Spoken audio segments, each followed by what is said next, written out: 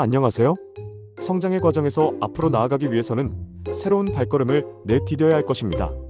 거기에는 구체적인 행동이 수반되어야 하지요. 하지만 그 행동을 가로막는 가장 거대하고 뿌리 깊은 장벽은 바로 두려움입니다. 오늘은 이 강력한 두려움을 어떻게 이겨내고 진정한 성장을 위한 의미 있는 걸음으로 나아갈 수 있는지에 대해 심층적으로 이야기해 보려 합니다. 우리는 행동의 필요성을 알지만 가로막는 장벽을 돌파하지 못하여 어려움을 겪기도 합니다. 물론 일시적이고 약간의 두려움을 느끼는 정도는 생산적일 수 있지만 문제는 어떤 범위를 넘어서는 두려움입니다. 두려움은 행동을 머뭇거리게 하기도 하고 행동의 속도를 급하게 높이기도 합니다. 정신과 의사이자 학습장애 전문가인 에드워드 할로웰은 인간에게 가장 위험한 장애는 두려움이라고 하였습니다.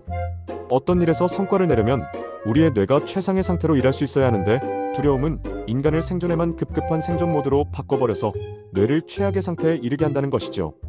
하버드 대학의 정신의학 교수이자 뇌영상 과학자인 스리니바산 필레이는 우리 뇌가 작은 위험도 재빠르게 감지하며 두려움에 직면할 경우 빠른 반응을 위하여 창조행위를 구현하는 부위까지 정보 전달을 하지 않고 본능을 구현하는 부위까지만 정보를 전달한다. 두려움의 상태에서는 객관적, 창조적 생각을 하기는 어렵다고 밝혔습니다. 인간은 모든 생명체 중에서 가장 최고의 뇌를 선사받았지요. 그러나 수조 개의 세포로 이루어진 우리의 뇌도 엄청난 많은 정보를 계속해서 처리해내도록 요구받으면 나가떨어지는 것입니다. 문제 해결 능력이 약해지고 실수 빈도가 높아지죠. 특히 두려움을 갖기 시작하면 특유의 정교한 기능을 상실하고 단순하기 이를 데 없는 흑백사고로 전환되고 만다는 것이죠. 또한 두려움은 우리가 장기 목표를 갖고 꾸준히 정진하는 데 치명적인 영향을 줍니다. 두려움이 몰려오면 장기적인 것은 생각할 겨를이 없어지죠. 지금 당장을 생각하는데 급급해지기 때문입니다. 그러므로 당장의 직장을 잃을지도 모르는 두려움이 있다면 그가 미래에 대한 인생 설계를 엄두도 내지 못하는 것은 당연하지요. 단기적인 성과에 대한 압박이나 직면한 숫자의 달성 여부에 대한 두려움 역시 더 이상의 미래에 대비할 능력을 앗아갑니다. 그렇다면 우리는 어떻게 과도한 두려움에서 해방될 수 있을까요? 이 영상에서는 루비콘 강을 건너는 저질러버리는 용기와 어떤 변화 행동이 일회성으로 끝나지 않고 지속 가능하기 위해서는 확고한 신념과 가치가 뒷받침되어야 한다는 사실을 말씀드리고자 합니다. 루비콘 강을 건너다, 이 말은 단순히 어떤 강을 건너는 물리적인 행위를 넘어 더 이상 되돌릴 수 없는 중대한 결정을 내리고 완전히 새로운 길의 시작을 의미합니다. 개인이나 조직의 역사에서 기념비적인 중대한 전환점을 뜻하는 말이기도 하죠. 이 과정에는 엄청난 불확실성과 예측 불가능한 위험이 따를 수 있지만 그러나 우리는 때때로 이 강을 건너야만 합니다.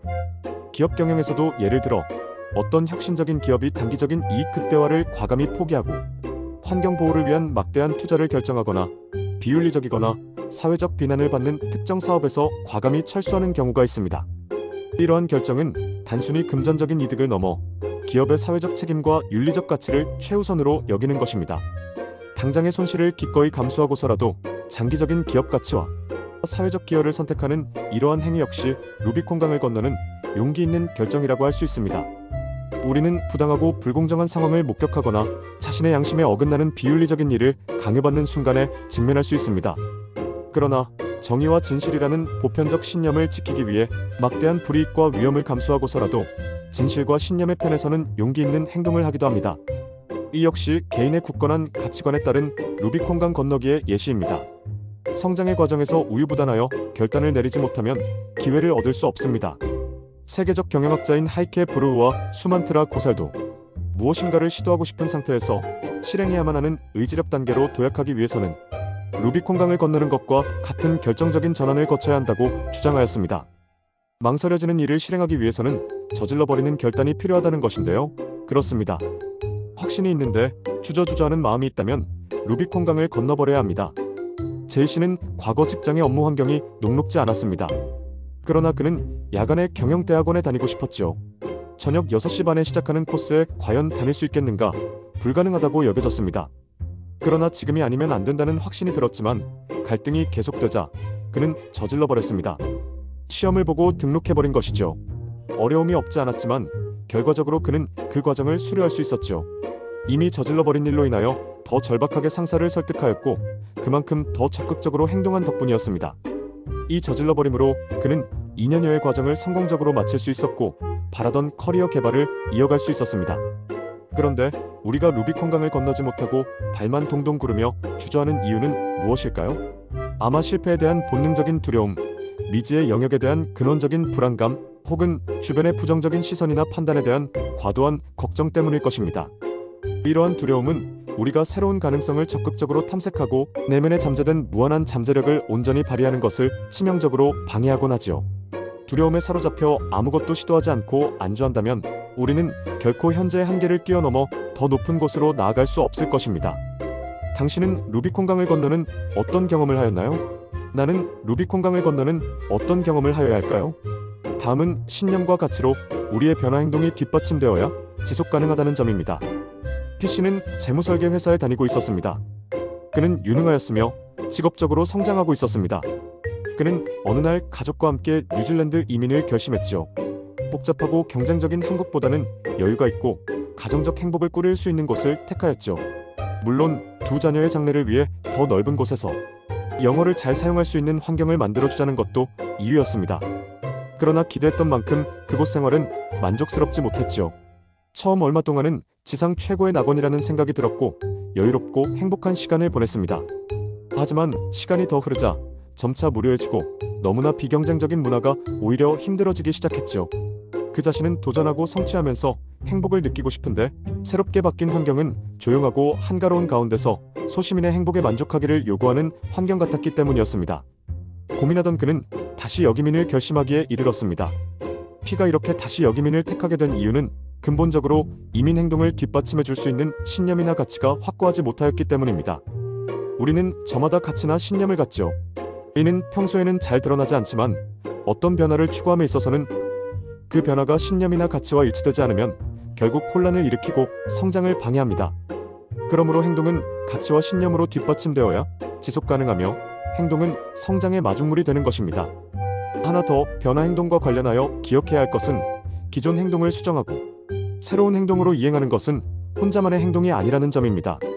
예를 들어 담배를 끊는 것은 혼자 하는 단독 경기가 아니라 팀플레이지요. 혼자서 굳은 결심으로 금연을 하지만 얼마 가지 못하여 친구, 동료들과의 식사나 회식 자리에서 무너지는 경험을 하는 경우가 얼마나 많습니까? 이렇게 행동의 변화는 다른 사람들에 의해 크게 영향을 받지요. 그러므로 시행착오를 줄이기 위해서는 주변의 협조를 얻어야 합니다. 주변의 협조를 얻는 가장 효과적인 방법은 자신의 변화 행동과 신념이나 가치를 적극적으로 표현하고 협조를 구하는 것입니다. M은 결혼 후에도 어머니를 위해 장보기를 계속했습니다. 그의 아내는 처음에는 이러한 M의 행동을 매우 좋게 생각하였죠.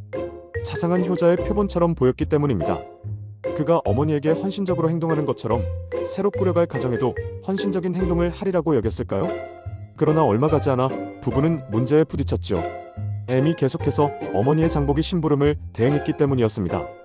이렇게 기존 행동 목록을 수정하거나 지우지 않고 새로운 행동 목록만을 추가하는 일은 과도한 헌신이 되어 결과적으로 변화와 성장을 저해합니다.